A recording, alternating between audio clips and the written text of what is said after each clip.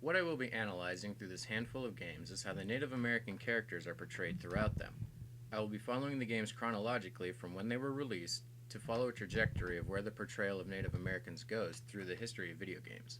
I will be analyzing how accurate they are to the actual Native Americans, including what tribe the character is from and if it is accurate in dress, culture, spiritualism, etc.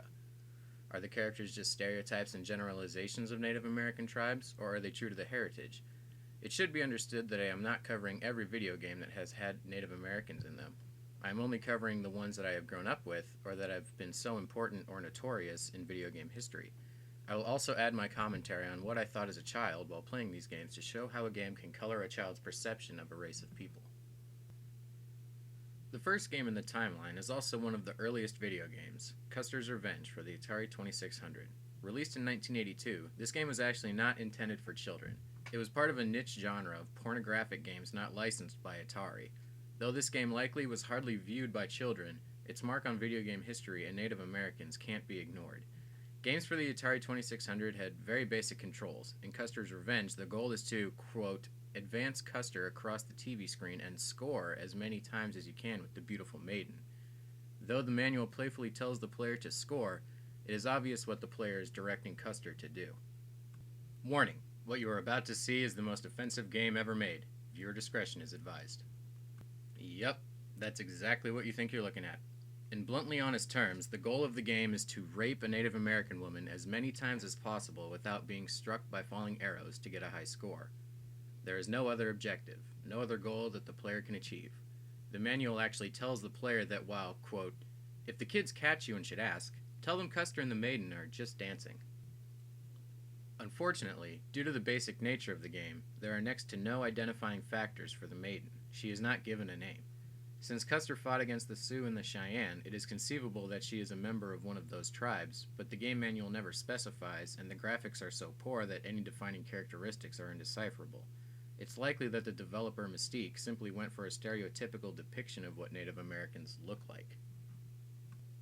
Despite the hate towards the game, the president of Mystique, Stuart Keston, insisted that their only goal was to entertain. We want them smiling, we want them laughing. The game's designer, Joel Miller, insisted that Custer was seducing the maiden and that she was a willing participant, even though it appears that she is bound to a post with her arms behind her back. Regardless of the intent of the game, it was eventually pulled from stores and has since become just a dark blot on video games, women's rights, and Native Americans alike.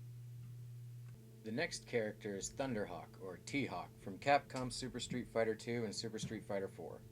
His backstory involves him losing his homeland in Guadalajara, Mexico, to the villain of the franchise, M. Bison. His goal in the tournament is to reclaim the homeland of his fictional Thunderfoot tribe and to avenge his father's murder at the hands of M. Bison. Already, these goals are starting to sound rather cliché. T-Hawk wasn't the first character to join the fighting circuit to avenge someone, and he hasn't been the last. Also, the goal to reclaim his land seems to be in bad taste. Did his goal need to be something so historically painful as losing his land and wanting to reclaim it? The first thing that is very prevalent is the size of this man. It's true that fighting game characters are typically caricatures, but this may be pushing it. His stats say that he is 7'7" and weighs 360 pounds. This makes him the second largest Street Fighter character, making him larger than the character that wrestles bears. He's taller and heavier than Shaq and Yao Ming. T-Hawk's appearance, height aside, is also worth mentioning.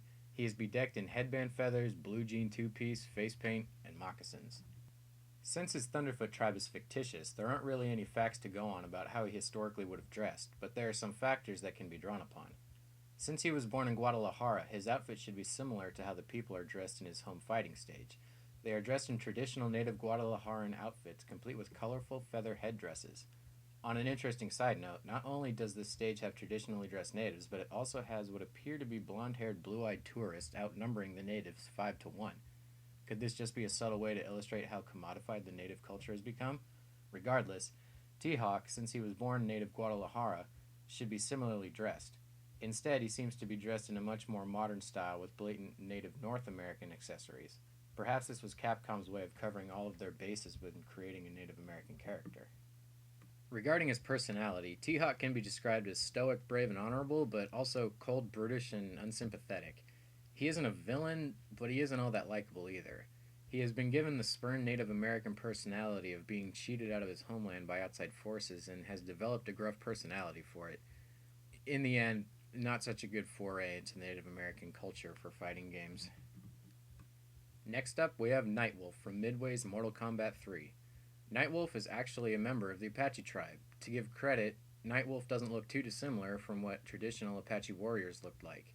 He may be more brightly colored, though throughout the series he has been clothed in more modest outfits, but the feather hairband, the war paint, and the rest of his native attire are the closest to the actual historical apparel worn by native Apache warriors, especially when compared to T-Hawk.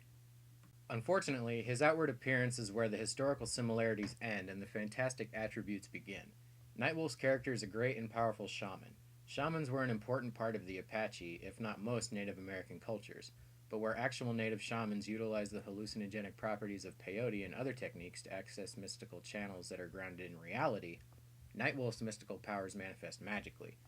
He can manifest a bow and arrow using his spirit energy, as well as imbue his tomahawks and knives with an ethereal green flame. He can also command thunder to strike his enemies, as well as turn into a spirit wolf to attack his opponents. He also has the power to absorb evil energy and expel it without being harmed. Midway seemed to want to make a more magically inclined Native American character than that of T-Hawk, who was much more of a physical fighter, due to Street Fighter and Mortal Kombat competing for popularity against each other during the 90s. They went all out to make him as different from T-Hawk as possible, but ended up making Nightwolf just as historically inaccurate as T-Hawk. The last of the Native American fighting characters, and probably the most insulting, is Chief Thunder, or just Thunder, from Rare's Killer Instinct. The most that players get from Thunder's background is that he is simply the mystical defender of Native Americans, and he is going into the tournament to, you guessed it, avenge his younger brother. That's it. The player never learns what tribe he is from. In fact, it could be possible that he isn't Native American at all, since he is titled Mystical Defender of Native Americans.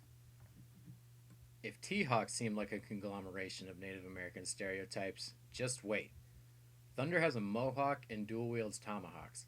His fighting moves include rain dance and tomahawk chop, which are just things related to Native American culture. His move Phoenix doesn't even make sense in the context of this game. The Phoenix was of Egyptian and later Greek mythology, not Native American. Finally, the move Samamish, the most insulting in my opinion. The Samamish people were a people of the Coast Salish Native Americans in King County, Washington, a tribe that Thunder had no relation to. It seemed Rare just liked the sound of Samamish, so they had Thunder use a move of the same name. The move, by the way, involves Thunder igniting his mohawk and using it to uppercut his opponents. As a kid, I would play these fighting games with my brother. Since these Native American characters were part of a very stereotypical or very fantastical roster, for the longest time I believed that Native Americans were fictional. T-Hawk is in a game with an elastic man and a hairy green monster that channels electricity. Nightwolf shared the game with cyborgs and giant four-armed monsters, and Chief Thunder fought against werewolves, dinosaurs, and skeletons. How could you blame me for thinking that a Native American was pretend when most of the other characters so obviously were? I wonder if I was the only kid who thought that. It's clear that the 90s were not all too kind to the Native American culture in video games. But now, this year in fact, there has been the release of Ubisoft's Assassin's Creed 3, with the best portrayal of Native American thus far. The player takes control of Connor, his native name being Radoangadon, the son of his British father and Iroquois mother. He grows up learning to become an assassin in order to protect his tribe during the Revolutionary War. Connor's tribe is the most accurate depiction of a Native American tribe, in this instance Iroquois, I have ever seen in any medium. Their clothes are period perfect from the elders to the children. One amazing thing that I found out is that when only Iroquois are speaking to each other, they speak their native language. The player is given subtitles to read, but other than that, they're speaking their true language.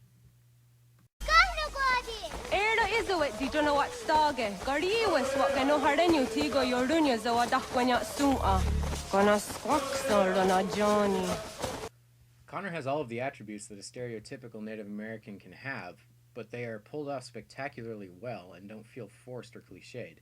He is an expert at hunting, whether it be with a bow, knife, or even a gun. He can track animals and lay traps to catch them. He can even run through the trees, the forest being his natural playground as a child, in order to gain an advantage when hunting or planning an attack. The character of Connor is brave, noble, intelligent, and deadly.